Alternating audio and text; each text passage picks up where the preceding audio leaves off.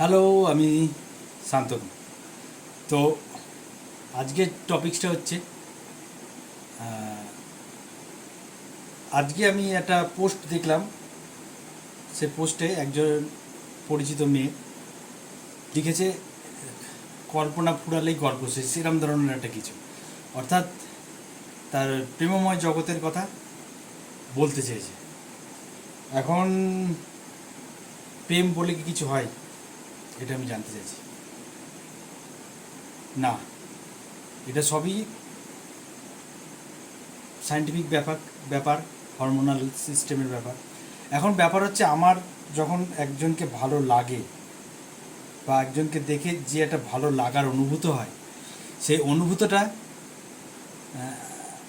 হয় ওই সময় আমাদের ব্রেন থেকে একটা খুশি হরমোন উদ্দীপিত হয়, ও খুশি হরমোন রিলিজ হয়। ডোপামিন এক ধরনের খুশি হরমোন, ডোপামিন রিলিজ হয়। তো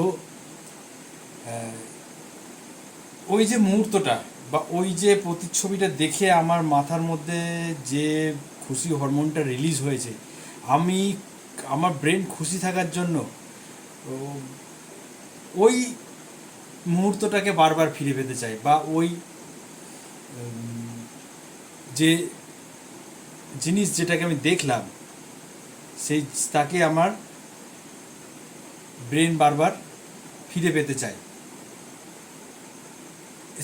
প্যাভলভের কুকুরের পরীক্ষার মতন, যে একই টাইমে খেতে দিতে দিতে অন্য টাইমে দিলে সেই সেম টাইমে তার মুখ থেকে লালা ঝরে, সেরকম ধরনের।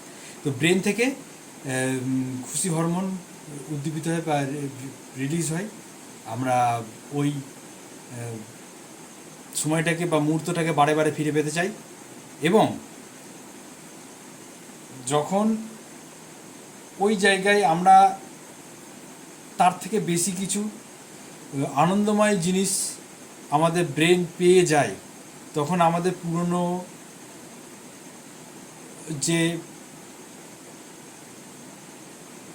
ভালো লাগা বা ব্রেনের ভালো থাকার জন্য যে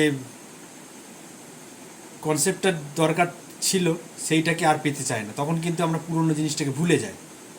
তখন আমাদের মাথার মধ্যে আবার সেই নতুন একটা প্রতিচ্ছবি তৈরি হয়, যেটাকে আমরা বা আমার ব্রেন ভালো থাকার জন্য নিতে চাই বা পেতে চাই। তখন আমাদের কিন্তু পুরনো জিনিসটা ভুলে যেতে হয় এবং নতুন জিনিসটা আমাদের সামনে চলে আসে। সেই এই ব্যাপারটাকে আমি একটু ব্যাখ্যা করলাম। ধন্যবাদ।